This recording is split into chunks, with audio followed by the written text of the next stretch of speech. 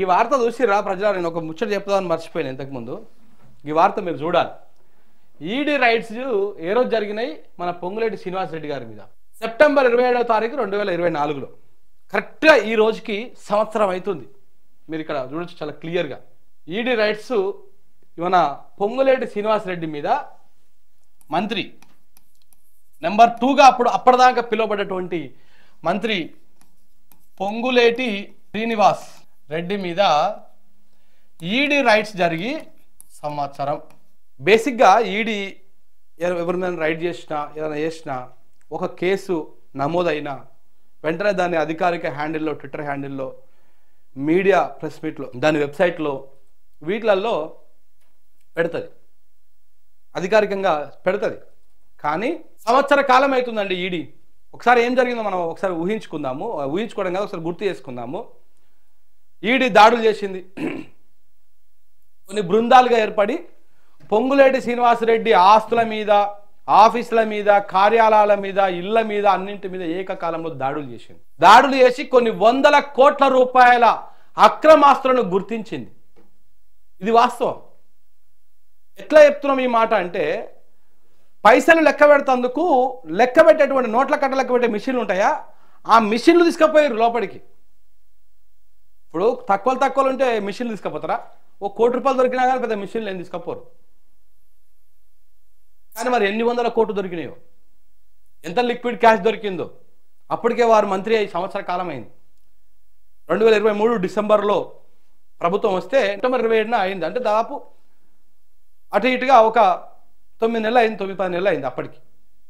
So మంత్రిగా ఉండి number 2గా చలామణి అవుతున్నాడు. భయంకరమైనటువంటి అర్జన కార్యక్రమాలు నడుస్తున్నాయి. అప్పటికి సంవత్సర కాలం అయింది.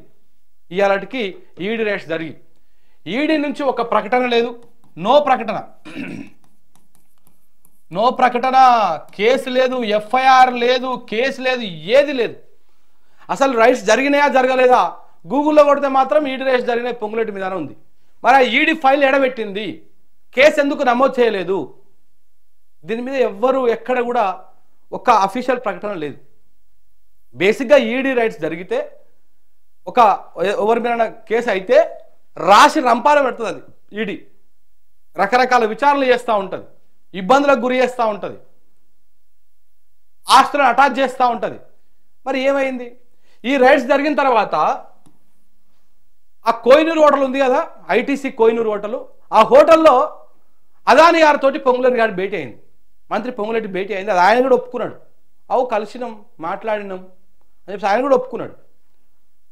ఆ భేటీ తర్వాత అసలు ఆ కేసు లేదు, ఆ కేసు ముచ్చట్లేదు, ఏం లేదు. మరి ఏం మాట్లాడుకున్నారు ఆ భేటీలో? ఆ దొరికినటువంటి ఫైళ్ళు ఎక్కడ పోయినాయి? సంవత్సరికం చేసుకుంటారు. ఇప్పుడు యానివర్సరీ జరుగుతూ ఉంది, 1 year యానివర్సరీ. నాకు తెలిసి ఈడీ చరిత్రలోనే ఇది మొదటిసారిది కావచ్చు. రైట్స్ చేసి ఫైల్స్ పట్టుకొని, అక్రమ డబ్బులను పట్టుకొని, అన్నిట్లను పట్టుకొని వాటిని దాచిపెట్టడము ఈడీ చరిత్రలోనే ఇది మొదటిసారిది కావచ్చు.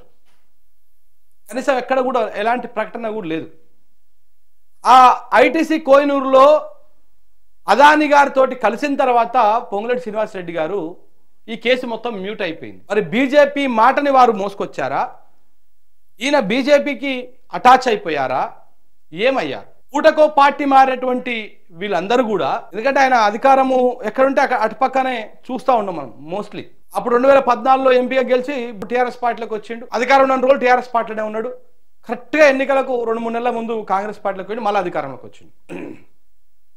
బీఆర్ఎస్ పార్టీలో అధికారంలో ఉన్న రోజులు కూడా సరే, ఆయన సెకండ్ టర్ము ఆయనకి ఏ అవకాశం రాకపోయినప్పటికీ కాంట్రాక్ట్లు రకరకాల అన్నీ వేసుకొని బాగానే లాభపడ్డాడు, మంచిది సంపాదించుకున్నాడు. రాఘవ కన్స్ట్రక్షన్ పేరుతోటో ఇంకో పేరుతోటో అప్పటి టీఆర్ఎస్ సర్కార్ కూడా బాగానే ఆయనకు పనిచేసి పెట్టింది కొన్ని. ఇప్పుడు అధికారంలోకి వచ్చాక మంత్రి అయ్యిండు, రెవెన్యూ శాఖ మీద కూర్చున్నాడు, కుప్ప మీద. సో ఇప్పుడు కూడా దండిగా పనులు చేయించుకుంటా ఉన్నాడు. ఆయన బంధువులు, ఆయన అనుచరగణము చాలామంది భూములు కబ్జాలు చేస్తున్నట్టుగా వార్తలు కూడా వస్తా ఉన్నాయి. నిన్న మన కూడా వార్తలు వచ్చినాయి. బాగా అక్రమార్జన నడుస్తుందని చెప్పేసి తెలుస్తూ ఉన్నది. ఈ నేపథ్యంలో పోయిన సంవత్సరము ఇదే రోజున సెప్టెంబర్ 27వ తారీఖు నాడు కరెక్ట్గా సంవత్సరం అయింది ఈడీ రైట్స్ జరిగి పొంగులేటి శ్రీనివాసరెడ్డి మీద. ఇప్పటిదాకా అతి గతి లేదు. ఇంకొకటి ఈ సందర్భంగా చెప్పేది ఏంటంటే, ఈ ప్రభుత్వం 28 దాకా ఉంటుంది. 28లో ఎన్నికలు జరుగుతాయి కదా. ఇదే పొంగులేటి గారు ఈ కేసును పెట్టుకొని చెప్తా ఉన్నా, ఇదే పొంగులేటి గారు రేపు కాషాయ కండువా 2022 ఎన్నికల్లో కాషాయ కండువా వేసుకొని ఎన్నికలకు పోయినా కానీ మీరు ఆశ్చర్యపోవాల్సిన అవసరం లేదు. ఎందుకంటే దాంట్లో ఒప్పందమే కావచ్చు, ఇదంతా కూడా దాంట్లో ఒప్పందమే కావచ్చు.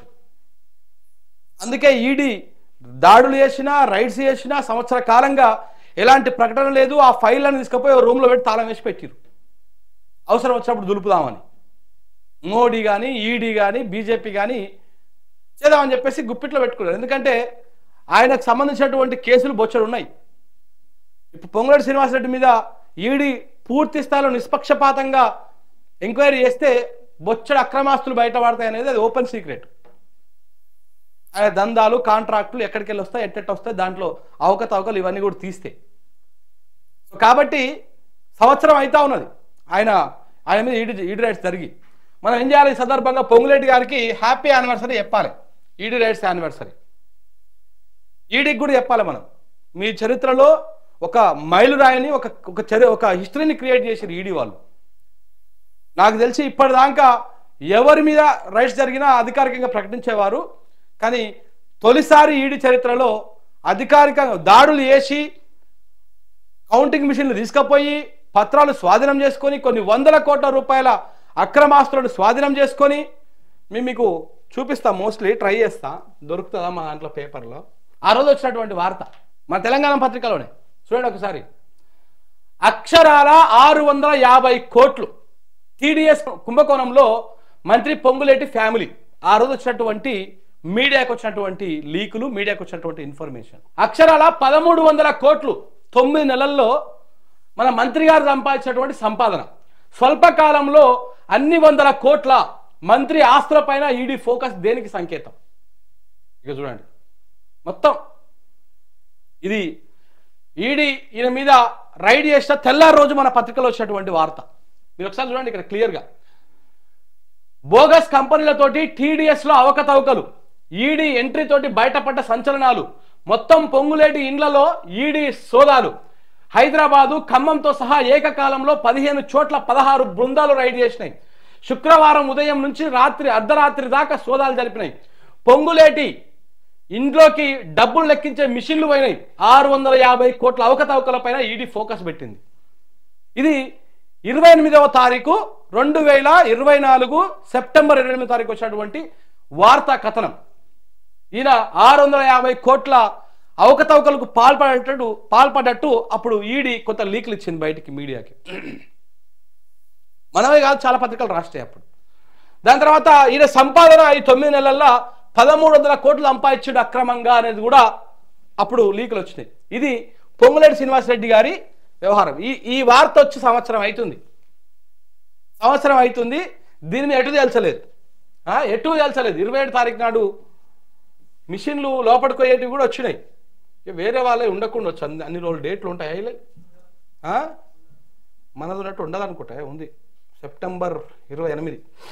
లేదు, నో ఎడిషన్. సో ఇది కథ. చూడండి ఇక్కడ మిషన్లు పోతున్నాయి చూసిరా.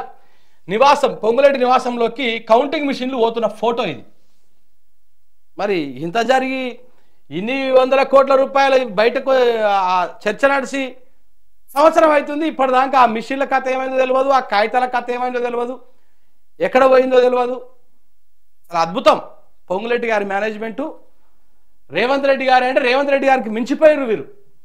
రేవంత్ రెడ్డిని మించిపోయిండు. ఇటు బీజేపీని కాంగ్రెస్ను సమభాగాలుగా మేనేజ్ చేసుకుంటూ వస్తారు అనమాట. సో ఈ రకంగా నడుస్తూ ఉంది. సంవత్సరికం చేసుకోండి, యానివర్సరీ చేసుకోండి. లేకపోతే పొంగులేటి శ్రీనివాసరెడ్డి గారు మీ మీద రైట్స్ జరిగిన సందర్భంగా, సంవత్సరమైన సందర్భంగా మీరు 1 year కేక్ అన్న కట్ చేసుకోండి, సంవత్సరమికం అన్న చేసుకోండి. 2 ఆప్షన్స్ ఉన్నాయి.